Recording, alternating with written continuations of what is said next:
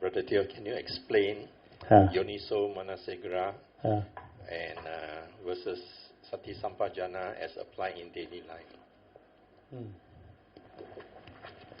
Okay, very good question, because seldom people ask, are the two related? They are not related.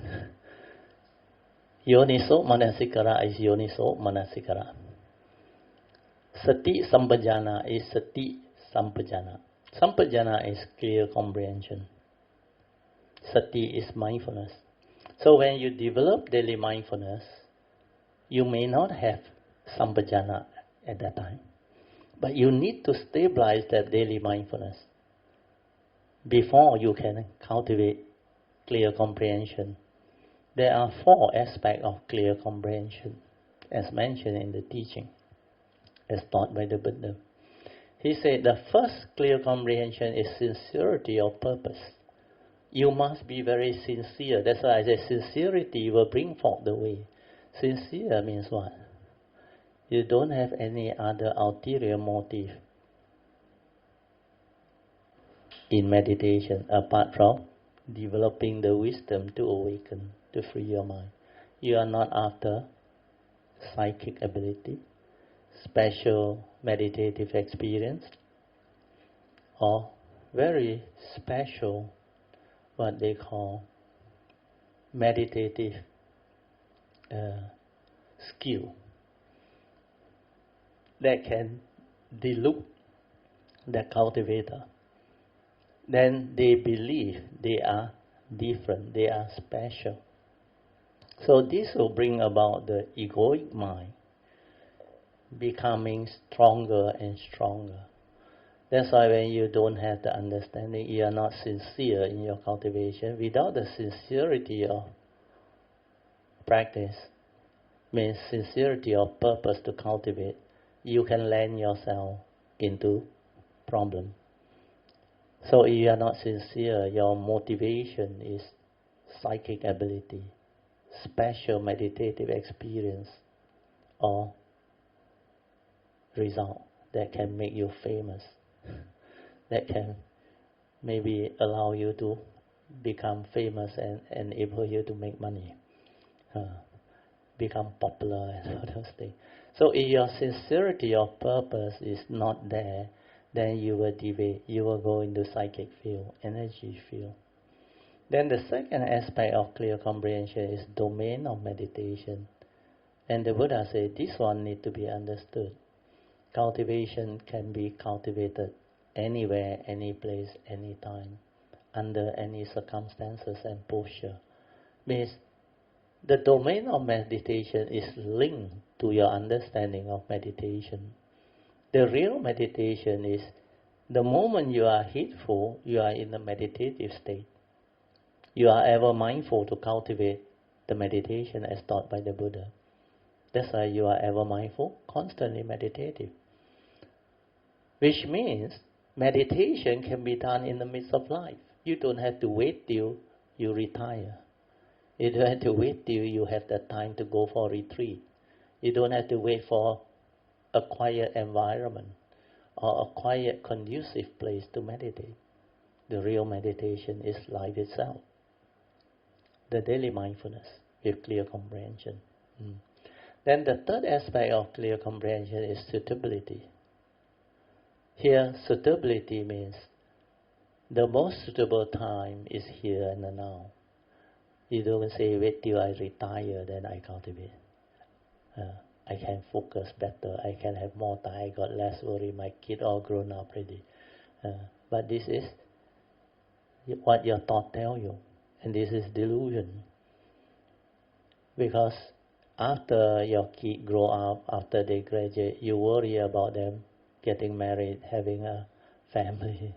Then you worry about your grandchildren later on, not only your children. Then you got so much thing to worry, and then you keep on telling yourself, I still cannot retire because they still depend on me. I still need to support them, and all these things. So what is important is you have to have this clear comprehension as to suitability. Means do not procrastinate. Is it the correct word? Procrastinate. Means don't delay. Don't give excuses. So when you understand that it can be done in the midst of life, just like what I did when I was in my career as a civil engineer, I can do it. That's why I don't have to be deluded by what people say. Monk, full-time also cannot do it. You think you stand a chance as a lay person. Forget about what they tell you. Whether you are a monk or not depends on your heart, not the rope. Understand? If your heart is resolved, sincere, have faith, you are willing to strive on with heedfulness, you will become a true monk. And you will progress very fast. That's why all this understanding must be there. Then when you have faith, when you are sincere, you just cultivate, persevere, it will unfold, it will awaken. So this suitability is very important. Most important time, or most suitable time, is the here and the now. The most important place is the place you are in. Because you are here, your form and mind is here, unless you have psychic, then you can do something to somewhere else. Otherwise, you better cultivate at this place. And the most important people are those around you, because these are the people whom you have to interact with, establish relationship with. And within this environment, you have nature. Man and nature must harmonize. That's why this clear comprehension of the most important time is now. The most important place is here and the now. And the most important people are the people around you. Because these are the people whom you can share your understanding, be a blessing to them. And also these are the people whom you can learn from, interact with, establish relationship with. Because of affinity, they are with you. Sometimes the affinity could be positive or negative, depending on the situation. So these three types of clear comprehension, I already explained. The last one is clear comprehension on non-delusion. Means you are not deluded by what happened as you go through your cultivation. If you have this delusion, you will get into trouble. Where the 10 defilements of insight, they will come and haunt you, trick you, and bring about complacency, and you will stagnate, you will not progress. Because some of these defilements of insight, they are actually good stage of progress. Like when you can see nimitta, the light in your meditation, is actually one of the defilements of insight. They call it obasa.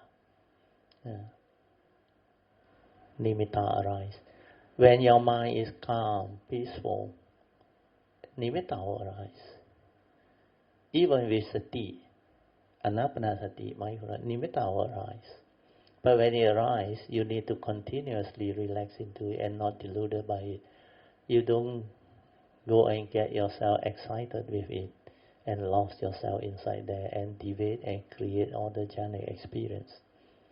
Focus and develop all the concentration, the jhana and all those things. You can experience it, try it out, no harm. But don't attach, don't cling, and don't go that direction. Because that will not lead to wisdom. That will lead to a conditioned mind state. Then the next one is you experience piti, sukham, tranquility of mind, stillness of mind, and you think that's it. You become complacent. Then you think you already enlightened. Then you attach to the jhana. You attach to the jhanas. You attach to the stability of mindfulness. Then your thought will tell you, they say an arahant is ever mindful. Then you think you also have that quality. You think you already somebody. Then you wanted to come out and teach and share, but you are not ready. So what happens is, that one will hinder you because you develop complacency. You think you are ready. That is the thought. But when you really go through the training, when you awaken, you will know. Your form and mind will know. Like the Buddha say, the Dhamma can be realized by the wise, each for themselves, because this Dhamma is pacetang, veditato, vinohiti, can be realized by the wise one, each for themselves, nobody else. So these 4 areas of clear comprehension, you have to tie in when your daily mindfulness is developed. So this is Sati Sampajana. Whereas Yoniso Manasikara is a step before you can achieve this. So Yoniso Manasikara is the initial wisdom, or the wisdom at the moment of sense experience in the midst of life. And this one can only come about through the first and second turning wisdom. Means you constantly listen to the Dhamma. That's why step number 2, listening to the true Dhamma, is a very important step. And when you constantly listen, like a lot of Kayamita, that's what they did. You ask Song, he's not here. They used to tell, I think, Tammy they all, and PG, and even Jin Hao, and also Pauline they all, including Alicia. Sometimes Sunday class, or the last Tuesday class, what happened to his handphone? He suddenly pressed the button, the audio file come out. And who is speaking on the audio file? My dog. He every day listen. In the office, he listen. Go home, he listen. In his car, he listen. And he developed a lot of understanding and joy. Unless you do that, you can't. Because this contemplation, you remember I told you, my teacher Ajahn Yantra reminded me, not less than 6 or 7 times. We choose contemplate, reflect, and inquire until very, very clear. That is the meaning. Means until that understanding is so stable, it goes into your nature. You can assimilate those understanding, and it will go into your nature. So initially you listen. After you listen, you have cultivated before, could be past life or this life, then you listen again, the deeper understanding comes in. Because earlier on you are not ready to understand this deeper aspect of the Dhamma. Like I used to share with you all. Sometimes you may think I repeat and repeat and repeat, but it's actually not repeat, because it's for all level. If your level is only that stage, you can only understand up to that stage. Beyond that, you cannot understand. But the same teaching is all there. That's why as you listen again and again, deeper and deeper understanding unfolds, comes in. Then you realize all along you have been listening to the same audio file. Nowadays may be video file. How come last time you didn't catch it? Now it starts to unfold and it becomes so clear to you. You can ask those who have done it and progressed. So all this will only unfold if you were to listen to it with sincerity, with faith, with virya and sati, attentively, many, many times. It's just like we study. If you spend more time studying that subject, you will develop clearer understanding of that subject, isn't it? True or not? Initially, like blur, everything also not so clear. But as you study, it becomes clear. It becomes clear. So what is happening is, it is just like studying. But in this case, is you must be in a state of creativity. Means you must have some ability to be aware, to be mindful. Means you are having that mind that is creative. Creative mind means that mind is most of the time aware. There is some thought, very little thought, but not much to cause you heedlessness or cause you to be lost in thought. Means like you study, you can pay attention. Your ability to pay attention is the Manasikara. Manasikara is attention. You are able to stay attentively listening or understanding that thing that you want to understand. So this Manasikara is very important. Ability to have attentiveness when you listen. As I listen attentively. Attentively means you just aware, listen. Do not allow your views, opinion, and conditioning to come in and interfere. Listen.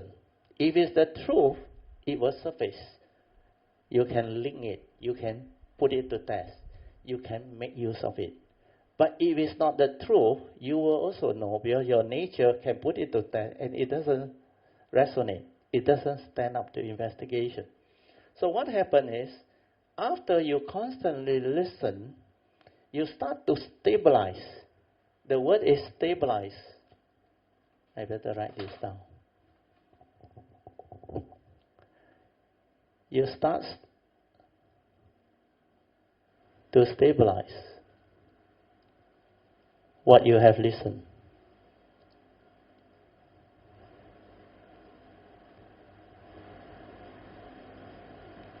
What you have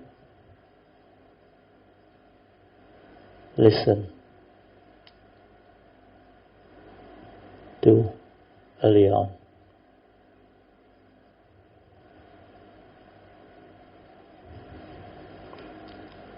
Once you are able to stabilize what you have listened to earlier on, then what happens is you can assimilate after that.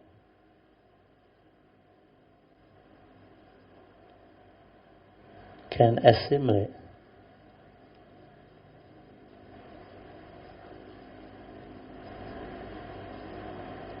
This understanding. This one, temporarily. Take it down, huh?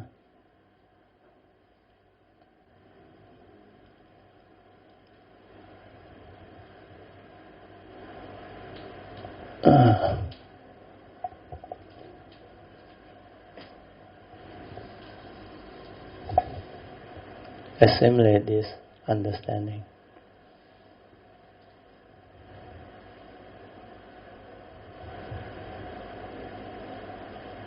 Into your nature.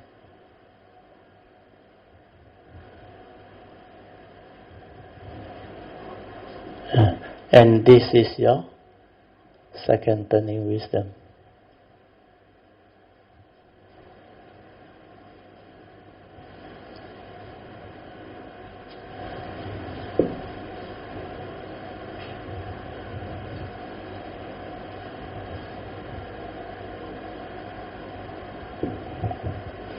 So this second turning wisdom is very important. After constant listening,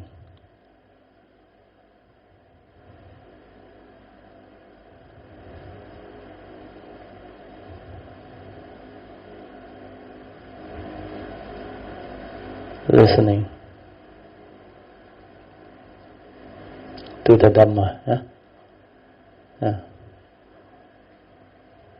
you start to stabilize what you have listened to earlier on. Then you can assimilate this understanding into your nature. And this will give rise to the second turning wisdom. And this is how Yoniso Manasikara come about. And when the first and second turning wisdom stabilize, it prepares you to receive truth, especially the third turning wisdom.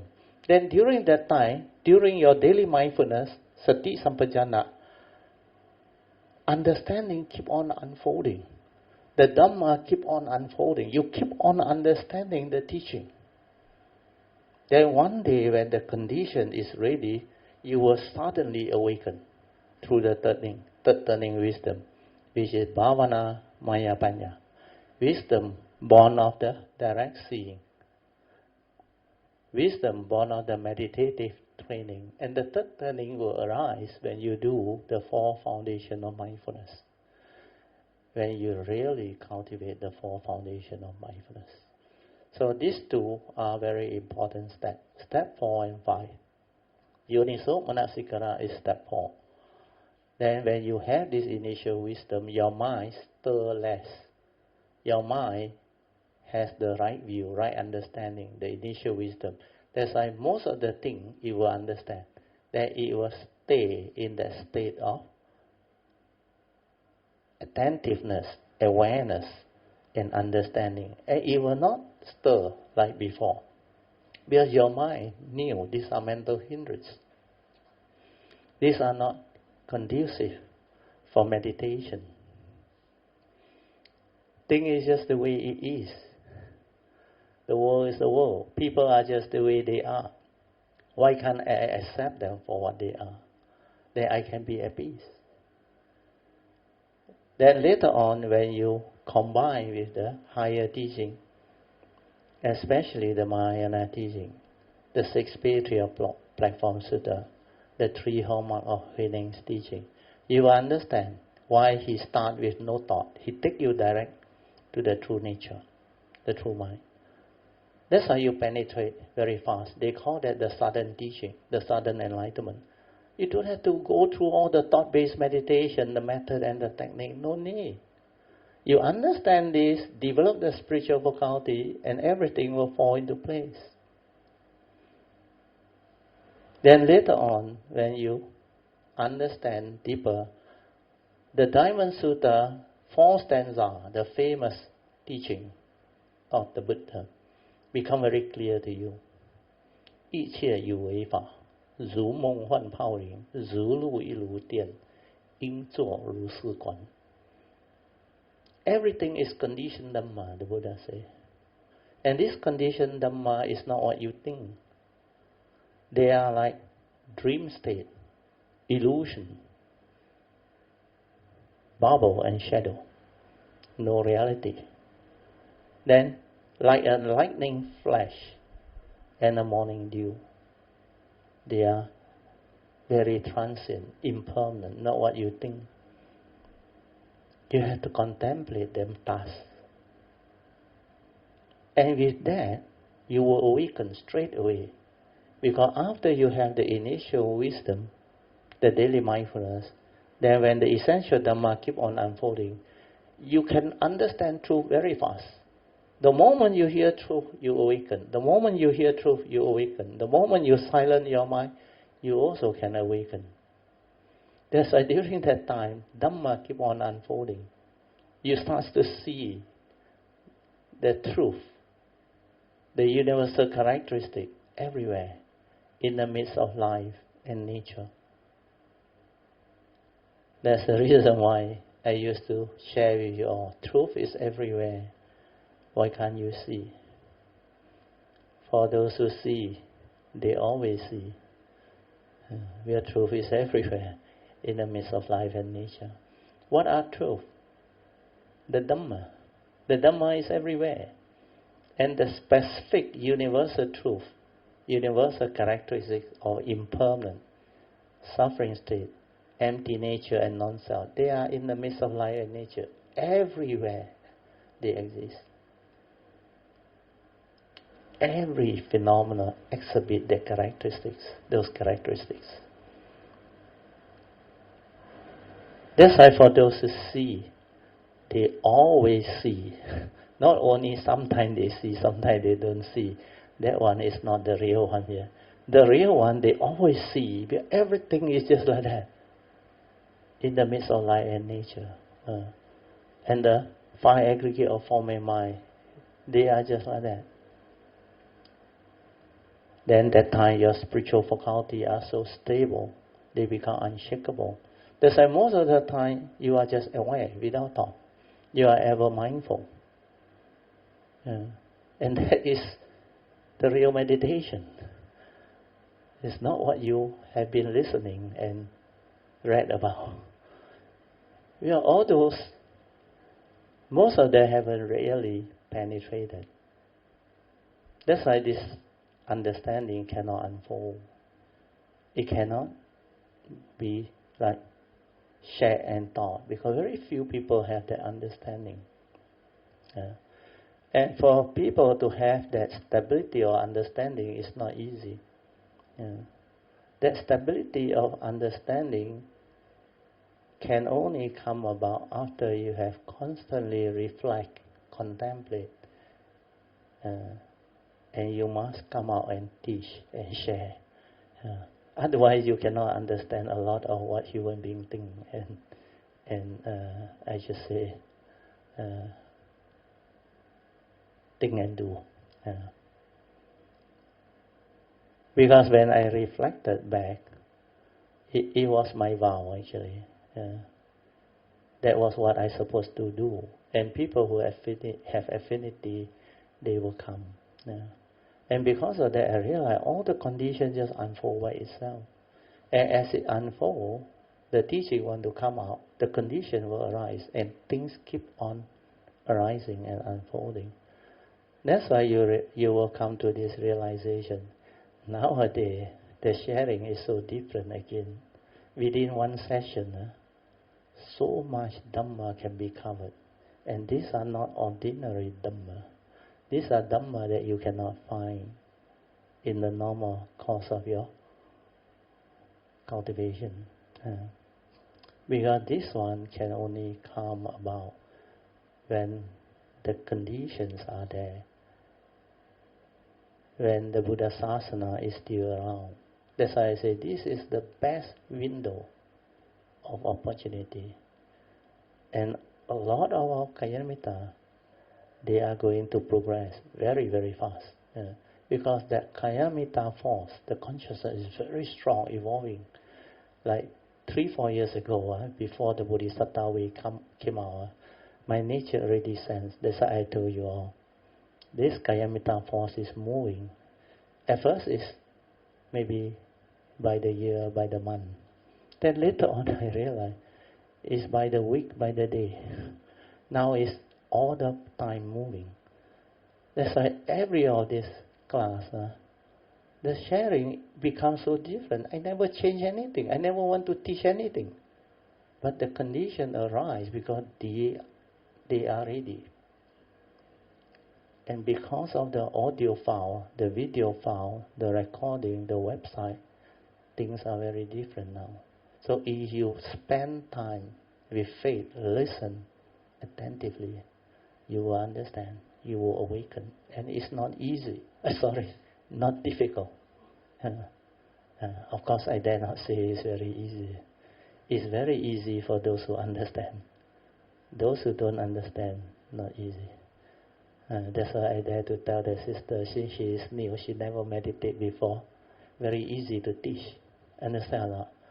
Because clean slate, not conditioned. So very easy to absorb, like a sponge. You can follow, surprisingly. First time or new, and yet can follow. Because it's actually very clear. If you don't allow your conditioning to come in and interfere and create doubt, I tell you, you absorb like a sponge. And what you need to do is with the faith, go and cultivate it. And you will see yourself transforming, progressing. Your character, your personality, your understanding, the way you go about living life, completely transformed, different. And your nature inside, keep on evolving, keep on transforming. Those who constantly come to the class, listen to the audio file, the video file, and do their homework, I tell you, they progress very fast. And they themselves can see that they have changed tremendously. Okay, any question? Sadhu. So I hope I have answered Sri Ann's question. So now you know the difference. Yoniso Manasikara and Sati Sampajana. They are two completely different steps, but they are all related. Without Yoniso Manasikara, Sati Sampajana cannot come about. Sati Sampajana got 3 steps. First, you have to train your mind to develop the Sati through an understanding. You must understand that this mind, without the mental hindrance, it is naturally aware, peaceful. How to do away with the mental hindrance? Develop the spiritual faculty. That's why don't fight, don't suppress, don't control, don't do anything. Let them be. They are there because you lack these 5. So what must you do? Cultivate these 5. And this 5 is not difficult to cultivate. Reflect, contemplate. Again, reflect, contemplate on who the Buddha is and how special a being is. He's not only enlightened, he's fully enlightened. Then his 9 great virtues. Teacher of man and God. Perfect in wisdom and virtue. And he is a guide incomparable. Then he is worthy of a lot of things. Such indeed is the blessed one, the worthy one, the fully enlightened one, endowed with all those things. That's why then you look at the way he perfects himself. That's why he has this teaching which is so wonderful. It can bring about enlightenment in the here and now, transform living being. Brings about the end of all suffering. Give rise to the noble life, the life of an enlightened being. So when you can have this understanding, this is the most important thing in life. Your whole existence depends on this understanding. Otherwise, when you come, you will suffer. But with this understanding, whenever you arise, you become a really beautiful being. And you can become a blessing to all. And your life is beautiful, perfect, very meaningful. Then after that, this sadhana will move you to have virya, because you see the importance of this teaching. It's not only concerning this life, your entire existence from now onward. If you make full use of this window of opportunity and make that bodhisattva vow, commit to develop all the faith, the understanding, the vow and the aspiration, invoke power of merit, for you to have all those right view, right understanding, affinity, or the great beings. Then how to break your karmic obstruction and all those things. The moment you set those in place, then life after life you come, whether there is sasana or no sasana, your nature will thrive, your nature will arise and become very beautiful. And that is what you need, so that you don't have to take a chance. You know what is chance or not? After the sasana no more, don't know where you go. You get lost again for maybe long period. But because of what you did in this sasana, during the next sasana, which may be very, very long later, you take human birth again. You meet up with the sasana again, but you have forgotten everything. Then you start from scratch again. But if you have developed those bodhisattva vows, follow all those that I have shared with you, do you know what will happen? You will become very different. Because after this sasana, you will still have this understanding and teaching, and you will still know how to cultivate.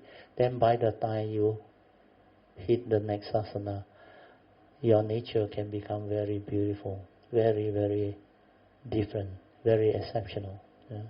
And you could be like my nature, teaching people, sharing this Dhamma with living beings. And it's possible, not difficult. Okay? Sadhu, sadhu, sadhu.